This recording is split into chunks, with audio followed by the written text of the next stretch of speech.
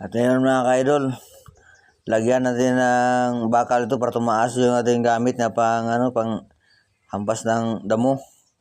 Ito, lagyan natin ng hawakanan pero hindi pa ngayon. Kung may bakante akong oras, lagyan natin ng hawakanan para hindi masakit ang kamay natin. Ngayon, simulan na natin ang pag-welding. Hindi masyadong malakas yung kuryente dito sa amin.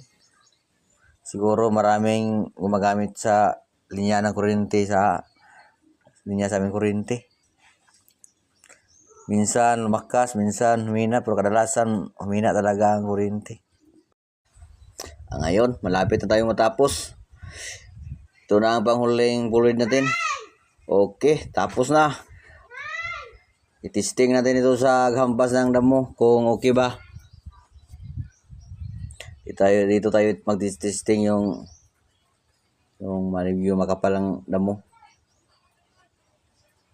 Okay. Ayos talaga idol.